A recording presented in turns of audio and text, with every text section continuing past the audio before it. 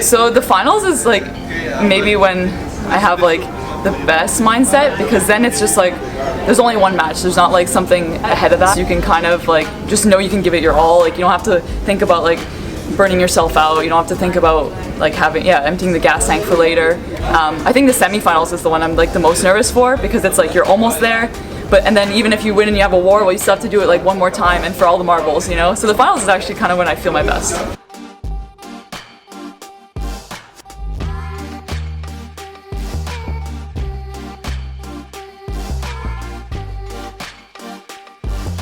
Hey, what's up everybody? Bill DeFreitas for the GCVC, and thank you for joining me here.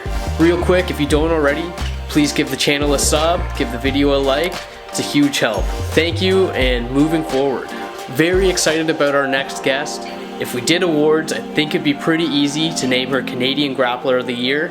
Ton of accomplishments in 2021, Brianna Ste-Marie. We talked about her first tournament, competition mindset, expanding the women's ADCC divisions, as well as her recent accomplishments, which there's a lot of. The biggest one in my opinion being winning the ADCC East Coast Trials, which I thought meant she qualified for ADCC, but just means she gets her trip paid for to the West Coast Trials. Crazy, right? But that's enough of me. Thanks again for watching. Enjoy the interview. Today we are at BTT Canada in Montreal with Brianna Ste-Marie. Thank you very much for having us. Yeah, thanks for coming down. So real quick, I'm just gonna go over your last calendar year, and forgive me if I miss a couple. Combat Jiu-Jitsu World Champ, American Nationals Champ, Medusa Champ, World Nogi Champ with Brown Belt, whose #1 win over a very tough competitor, a random wrestling tournament, and then finishing it off with what I think is the biggest tournament possible, is ADCC Trials, and getting your black belt. Out of that huge list, what meant the most to you this year? Oh god, I mean that's like so hard to pinpoint. I think like every competition, it was always like emotional to win, just because it, like if we look at the year right before that, you know, it's when the pandemic like really hit, and for anyone who was like trying to compete in jiu-jitsu, it was just like a real nightmare, and it can be really discouraging. You start to question like, what am I doing with my life? Did I I'm on a wiggly ball. Did I make the right decisions, and whatnot? So every win meant a lot to me, but I would definitely say ADCC stood out above the rest, just because that's like been my goal since like day one, was to become ADCC champion. So that felt like the first step towards that, and then obviously getting the black belt just really feels like now every door is open to me. I mean, already, you know, I had a lot of opportunities to compete against like other black belts, but now it just feels like the sky's the limit. Yeah, amazing.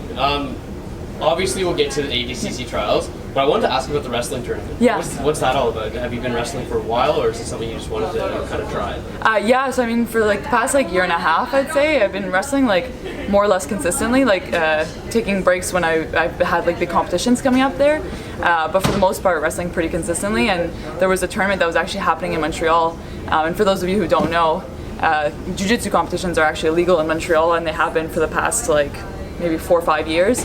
So to have the opportunity to compete in some sort of grappling martial art and locally, I just had to jump on the opportunity, and I just really also wanted to test my wrestling. You know, I wrestle with a bunch of killers at the Montreal Wrestling Club, so I was like looking for a chance to like see how I fared against other people as well. Yeah. And are you doing that to help your jiu-jitsu? Are you transitioning to MMA eventually? What's your plan? I'm definitely doing it right now to help my jiu-jitsu. I want to be like a really well-rounded grappler. I don't want to feel like there's weaknesses in my game, and then if you look at the ADCC rule set, definitely favors someone who has like strong wrestling.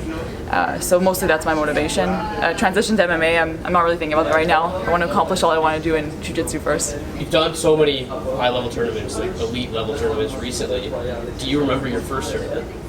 Yeah, I do. For sure I do. Of course I do. Do you remember what it was and how you felt leading into that? Yeah, so I did, I believe it was an SAU in Montreal, and I'd been doing jiu-jitsu for about 3 months, and I just remember I did my first fight. I'd come from like a rugby background, so my coach had just told me like, okay, just like tackle them, you know, basically a double leg, right?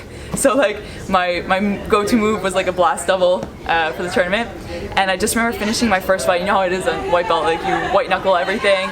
You're like all adrenaline and tunnel vision. And I finished the fight and I actually like went off to the side and I cried because like I couldn't feel my hands anymore. And I was like, I can't fight again. I'm done. That was it. That was horrible. But then obviously like, you know, I like came to and then was like, okay, let's do that again.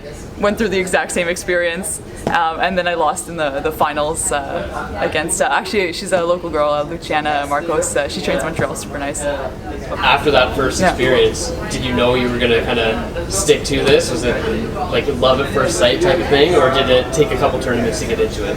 I mean, I definitely didn't think I was going to like pursue this like professionally, but I also like, that's the thing with jiu-jitsu tournaments. Like I actually still feel the same amount of anxiety and nerves I felt on the first tournament. I feel them like today competing, but you kind of learn to like embrace the process and like overcome that. And then after, it's just like, or even during the match, is kind of like the biggest feeling of like, I don't know, euphoria to like kind of conquer those feelings and come out on the other side. So in that manner, it's like pretty addicting. But you know, it's always that roller coaster of like, why am I doing this? Why am I doing this? This is horrible. Okay, this is the best thing ever. Yeah, so that's perfect because it kind of leads into the next question here, which is the ADCC Trials, in my opinion, other than obviously ADCC itself, is like probably the hardest tournament, especially Nogi, to win. How do you feel like when you know you have a stacked division and a lot of fights coming up? How do you feel before you start, like before the first match? Yeah. What's going through your head? So before the first match for me is the worst, right? Because once you fought once, then you kind of more in the zone, and you realize that it's like not as bad as you've like built it up in your head to be. Like while it's still like stressful during the match, like in the end it's just like another human being and you're grappling like the same way you do at the gym, just with higher stakes. So always like after the first match I feel better. I have like a bunch of mental cues that I try to remind to calm myself down. You know, I try to think of like the matching components. So instead of just thinking about how like intimidating the matches with someone, I'll just think, okay, well let's run through the match. Like if I pull guard and they're on top, do I think they're gonna pass my guard? No. Okay, so that's not fine. They won't pass my guard. Maybe I won't sweep, but they won't pass my guard. Not so bad. And then if I get on top, like, am I scared of their attacks? No, it's okay, because in the end, like, I roll with killers every day, and like, I'm like used to being on top and whatnot. So you kind of like break it down into segments, and then also remind yourself, like you were mentioning, like having stacked brackets. Well, in the end, like if there's like, let's say 10 people whose names kind of like intimidate me in the bracket, I also remind myself, I'm like, I don't have to fight all of them at this tournament. I'm gonna fight like, at most I'm gonna fight half of them, you know, and like maybe even less than that. So you just kind of like, it seems like this like gargantuan task, but you just have to break it down to like, okay, one match at a time, and then like one exchange at a time. Like, okay, she's in my half guard, what do I have to do in this one moment? And then that helps me a lot. Cool. So really just trying to stay, like you said, in the moment. Yeah. Thinking about one thing at a time. Yeah. Does your mindset change once you get to like the finals, right before the finals? How are you thinking before that match? So the finals is like maybe when I have like the best mindset, because then it's just like there's only one match, there's not like something ahead of that, so you can kind of like just know you can give it your all. Like you don't have to think about like burning yourself out, you don't have to think about like emptying the gas tank for later. I think the semifinals is the one I'm like the most nervous for, because it's like you're almost there, and then even if you win and you have a war, well, you still have to do it like one more time and for all the marbles, you know? So the finals is actually kind of when I feel my best. Yeah. Well, obviously you qualified, congratulations, that's amazing. Sorry, I'll just correct that actually. So because the women's only have eight people per bracket, I still have to win the West Coast Trials to get my ticket to the actual ADCC. Yeah. So I basically get my trip paid to the West Coast Trials with like the #1 seeding, but unfortunately, because there's only 8 women per division instead of 16 like the men, you don't actually get the ticket to ADCC. Yeah. Well, okay, perfect. Again, leading into the next question here. As far as the women's divisions in ADCC go, that last one, they had some of the most exciting fights in the entire tournament. How is there only 2 divisions of 8? What do you think? Do you think there's enough to get 16, or do you think there's enough to get another division in there, like another weight class? Yeah. What do you? All of the above. All of the above. Yeah, I mean, like easily, like. You know, I get it maybe like 20 years ago if there was like less women on the scene, and that's why they made that decision, I'm not sure. But today, like, I mean, you see it like across like all grappling events, like the women's divisions are competitive. It's not like, you know, you feel like at Flow Grappling's who's #1. I always use that as an example. Like both the heavyweight division and the 115 division, like everyone belonged there, you know? All the matches were competitive, they were exciting. Like the women were like putting on a show, and like it didn't feel like they had to get like, oh, 2 champions and then fill out a bracket, you know? So the fact that there's only like, not only just 2 weight classes, but then on top of that, like only 8 women per weight class, like I think easily we could do like 3 or even 4 weight classes with 16 women a division. And I'm hoping that's the change that's going to happen in the future. Yeah, I was kind of surprised that didn't happen this year. At least one more division, or at least making them 16 women. 16 women. Yeah. But anyways, yeah, those matches are some of the most exciting ones. So I hope they kind of expand on that a little bit for sure. Yeah, you seems like you're doing a huge tournament every month or so. How do you prepare for each tournament, and kind of how do you stay healthy enough to keep competing? Yeah, I mean it's difficult, especially the past like little bout of competitions I did, because they were all within like kind of a week to 10 days apart. So definitely by the time I hit the trials, I felt a little bit of burnout. I mean, I try to do the minimum. I think the things that are easiest to control are like something as simple as like drinking water, getting sleep, good nutrition. Like those are kind of like the minimum things you can do for yourself, without like diving into like supplements and stuff like that. And you know, like I take certain supplements, but I think it's just all these things are not going to make a huge difference. But if they make, if they make like a 0.01% of a difference in my chances of like winning these tournaments that I've dreamed of winning my whole life, well, I'm going to do it, right? So I try to just do all those small things that I can in my control. Okay. Yeah. That might be the answer to the next question. Yeah. At that level, how do you stay ahead of a group that is also working their asses off to try and be the best? There's always like a couple people that seem to just stay just a bit ahead. Yeah.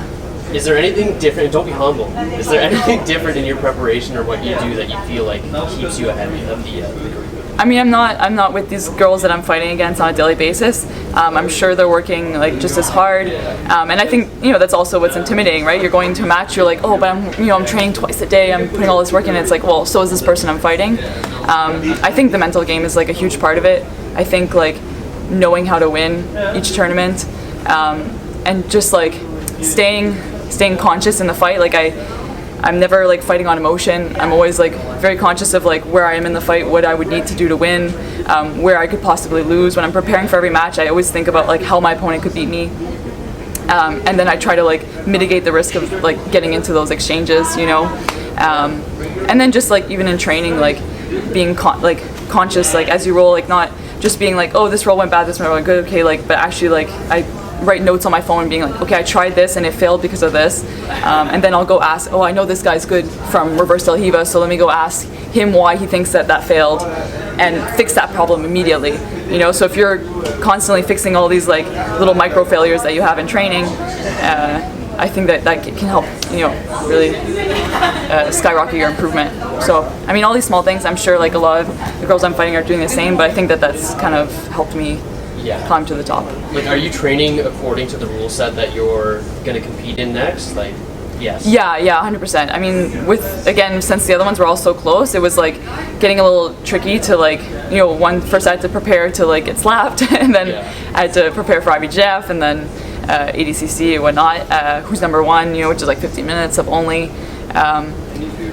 So, I mean, they're different, but at the same time, like, I do want to win like dominantly in my matches, so usually that works across all rule sets, which is also a little naive to say, because when you're fighting a good opponent, you're not always going to be able to submit them, but I do try as much as I can to like roll according to the rule set. I got you. What are the biggest positions that you have to change up when you start adding the slaps in? Yeah, I'd say like definitely from guard, like a lot of like those like kind of transitionary like positions, like I didn't really want to hang out in too long, so if I was going, let's say like underneath into like the legs, I wouldn't want to like, I'd want to like attack right away, and if it wasn't working, then bail. Like I wouldn't want to kind of stay there, and then honestly just like keeping it simple, like things that worked best for me were like close guard, half guard to come up, What did the first slap feel like? You initiated the first slap. I mean, this round of CJJ that I did most recently, I definitely like used the slaps a lot more than like my previous run. My previous run, I just like submitted all my opponents from like off of close guard transitions. As opposed to this one, I definitely like gave quite a few slaps. I mean, it's nice in a way, but like at the same time, you kind of like sometimes it's a little awkward. Like I think the first slap I gave, I remember actually it was in my first run, I was like in close guard, I went into like a high guard, and I just like slapped the girl in the face, but like her face was so close to my face, so I kind of like was like looking her in the eyes and like hitting her, and I was like, oh fuck, this is so weird. I think it's a feeling most grapplers don't have, yeah. So it must be different for sure. But like you said, you finish most of your fights by submission anyways. You have like the craziest arm bar, just that latch on, yeah. and it just seems like it's over. Do you feel like finishing in grappling is almost the same as having power in like boxing? Because some people, like, they never get a finish. They're always kind of winning on points and stuff like that. Do you think it's kind of a natural thing, or you can really learn how to be a finisher? I mean, definitely you can learn to be a finisher, right? Because if you have like the better your technique, obviously the higher your chances are like of securing a submission and then also like finishing it, not having your opponent escape. And then I think it's definitely like comparable to like power in boxing, because I feel like I'm like by no means like a striker, but you do see in fights sometimes like when like if I guess like a boxer, you know, if they're landing shots but those shots like don't have power, they kind of like lose their opponent's respect, and their opponent starts thinking like, oh, I've just like had the worst of what they can give me, and it's not that bad, you know. So now they're going to start getting confident and they're going to like attack a lot more. And I feel like in jiu-jitsu is the same, right? If someone like escapes like, you know, 3 of your best submissions, maybe they're going to start to think like, oh well, okay, that's the best she's got, maybe like this isn't so bad after all, you know. So I think they can be like comparable. Yeah, fair enough. Well, anyways, I don't like to keep these too long, but 2022, what are your goals? Well, definitely West Coast Trials. That's like the biggest one, and then I really just want to like be active on the circuit. Like I'd love to do like keep doing the Who's Number Ones. I would love to go over to Europe. Like I feel like they put on some really sick shows. Like there's Polaris, there's Grapple Fest.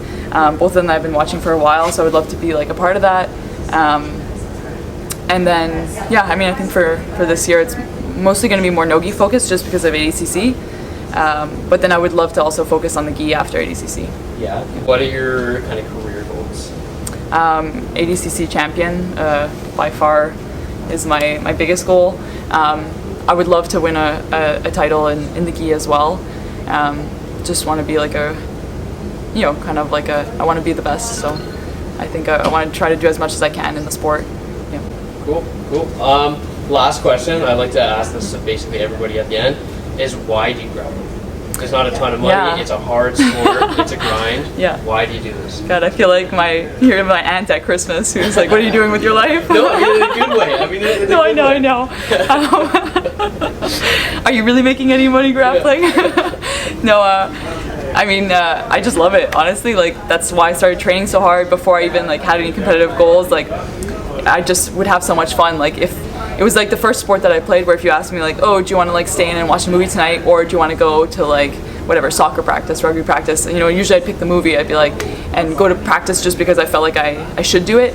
And versus jiu-jitsu, it'd be like, oh no, like this is the only thing I want to be doing tonight. And that was like huge for me. So I just like kept doing it more and more, and then I was surrounded by other people who were competing as well, so it just kind of took off. Amazing. Well, thank you so much for your time. I really appreciate it. If you have any shout outs, please go ahead. Yeah, I mean, as usual, like my team at BTT, Mizu, everyone who I train with basically, and my sponsors, Hyperfly, my personal trainer, Mathieu Goyer, I always fuck up his name because it's French, and then my physios at Physiomentum who keep me in life basically. Thank you, yeah. Perfect. Thanks again for watching. Give us a like, subscribe to the channel if you enjoyed the interview, and we'll see you soon.